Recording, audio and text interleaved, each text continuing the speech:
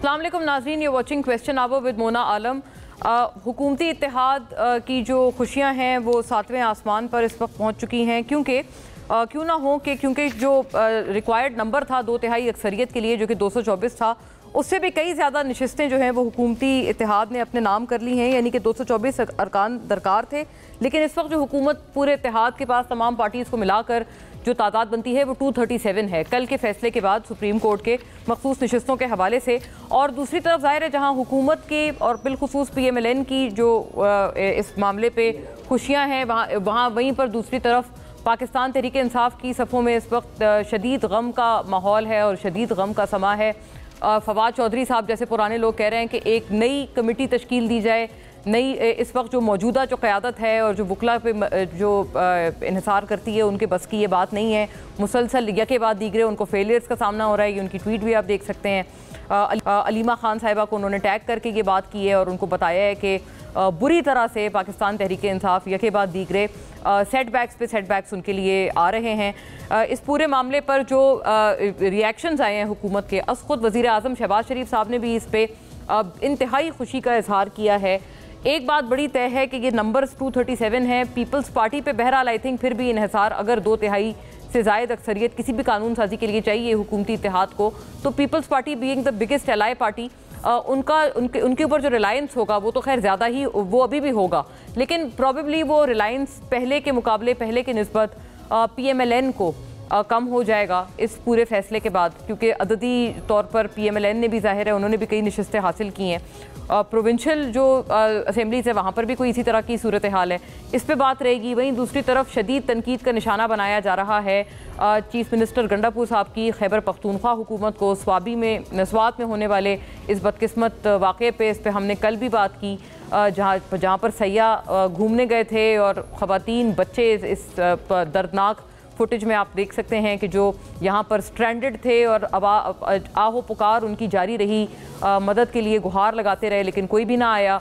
जो इंतज़ामिया है, एडमिनिस्ट्रेशन है, उनके कई लोगों को मुअत्तल किया गया है। आज KP गवर्नमेंट की तरफ से एक्शन लेते हुए बैरिस्टर सैफ जो मुतल्लिका वज़ीर हैं उन्होंने ट्वीट करके बताया कि हमने ये एक्शंस लिए, लेकिन हुकूमत और कई सारे हुकूमत के लोग, चाहे वो ख्वाह अता तारड़ साहब हों या अज़मा बुखारी साहिबा हों, हुकूमत के लोग, PMLN के लोग अभी भी ये मुतालबा कर रहे हैं कि ये इससे काम नहीं चलेगा।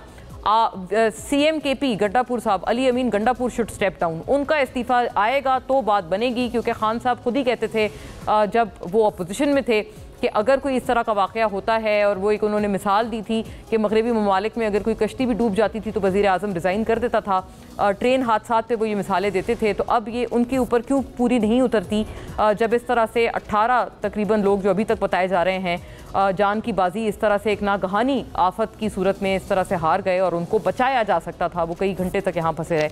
इस पर भी बात रहेगी कि क्या ये मुतालबा दुरुस्त है या फिर जो ये इंतज़ामिया के ख़िलाफ़ एक्शन लिया है वो गंडापुर साहब का काफ़ी है, क्योंकि उससे एक रोज़ पहले गंडापुर साहब से जब पूछा गया कि क्या इंतज़ामात हैं, एक नॉन सीरियसनेस बहरहाल उसमें इस बात में झलकी थी, जहाँ पर उन्होंने जवाब दिया था कि उनकी तरफ से क्या इंतज़ामात हैं। सुनिएगा उस खास शॉट में क्या कहा गया। जितने भी ऐसे वाकयात हुए हैं हमने उन तमाम वाकयात के ऊपर फौरन एक्शन लिया है। उसके लिए नीचे पूरा एक एडमिनिस्ट्रेशन है, एक गवर्नेंस का मेरा एक पूरा एक सिस्टम है, वो चल रहा होता है। जरूरी नहीं कि मैं यहाँ पर मैं वहाँ बैठा हूँ या मैंने जाके लोगों को तंबू देना होता है। जाहिर बात है हमारी प्रायोरिटी ये भी साथ है कि हमारा लीडर जो हमारी जेल में और हमारी एक तहरीक है उसको भी हमने साथ साथ चलाना है। एक्स्ट्रा काम करना पड़ता है, जो भी करना पड़ता है हमें अपना मैनेज करना पड़ेगा सब। जी नाज़रीन, बात तो फैक्चुअली सही है कि खुद जाके वज़ीर आला ने तंबू नहीं देना, लेकिन जो वो कह रहे थे कि ये जो उनकी जो इंतज़ामिया है उनके तहत वो काम कर रही है वो कहीं नज़र नहीं आई। ये एक मैटर ऑफ फैक्ट है, उसकी एब्सेंशिया की वजह से 18 लोग अपनी जान की बाजी हार गए। दिस इज़ नॉट ऑर्डिनरी और इसको इसी एक्स्ट्रा ऑर्डिनरी सिनेरियो में देखा जा रहा है। और फिर जब एक रोज़ पहले इस तरह का बयान था तो उसको इस तरह से भी देखा जा रहा है कि अगर कोई सीरियसनेस या ज़ाहिर एक नॉन सीरियस ही बात थी कि तंबू नहीं देना, फैक्चुअली सही है, लेकिन शायद कहने की इस वक्त अप्रोप्रिएट ये चीज़ नहीं थी। उसको अगर इस वाक़े के फौरी बाद जब इसको जोड़ कर देखा जा रहा है तो उससे और ज़्यादा एक ऐसी चीज़ नज़र आ रही है कि मतलब हुक्मरानों का जो रवैया था वो इससे कई ज़्यादा बेहतर और सेंसिटिव और रिस्पॉन्सिबल हो सकता था। बहरहाल इस पर भी बात रहेगी और जो इस पर दोनों इतराफ़ से जिनका आउटपोर है वो भी देखते चलिएगा। उस पर हमने कुछ चीज़ों को मजमूई तौर पर इकट्ठा किया है कि हुकूमती इत्तेहाद और 2/3 अक्सरियत जो उनको कल के फैसले के बाद हासिल हुई है, मखसूस नशिस्तों TI को महरूम रख कर अवामी मैंडेट की तौहीन की गई। आज इंसाफ का हुसूल 90 की दहाई से के मुकाबले में भी कई ज़्यादा मुश्किल हो गया है। चेयरमैन PTI बैरिस्टर गौहर, फैसला ना सिर्फ आईनी अमल की फतह है बल्कि जमहूरी इक़्तिदार और कानूनी शफाफियत के लिए भी एक अहम संग मील है। वज़ीर आज़म शहबाज शरीफ, तहरीक इंसाफ को अदालती फैसला तस्लीम करना चाहिए।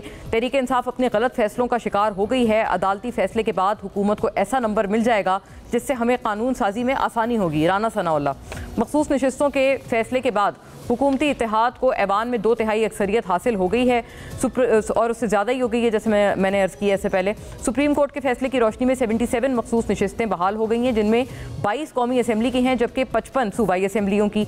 सुप्रीम कोर्ट के इस फैसले के बाद जो इसमें ब्रेक डाउन है पार्टी वाइज, PMLN को 15, पीपल्स पार्टी को 4 और JUI को 3 इजाफी नशिस्तें मिलेंगी। अब कौमी असम्बली में मुस्लिम लीग नून के अरकान की तादाद 125, पीपल्स पार्टी की 74 और JUI की 11 हैं। खैबर पख्तूनख्वा असम्बली से JUI के 10, नून लीग के 7, पीपल्स पार्टी के 2, काफ लीग और IPP के एक नशिस्त बहाल हो गई है। सिंध असम्बली में 2 नशिस्तें पीपल्स पार्टी और 1 नशिस्त मुत्तहदा कौमी मूवमेंट को मिली है। आईनी बेंच के फैसले की रोशनी में पंजाब असम्बली में मज़ीद 27 अरकान शामिल होंगे और ये अभी उन्होंने बताने हैं कि ये कौन कौन होंगे। नून लीग के 23, पीपल्स पार्टी के 2, काफ लीग और IPP का एक रुकन शामिल होगा। यानी इन तमाम पार्टी से अब मांगे जाएंगे कि आप इन सीट्स पर आप किसको नामजद करना चाहते हैं। तो नाजरीन, ये पूरी सूरत हाल है।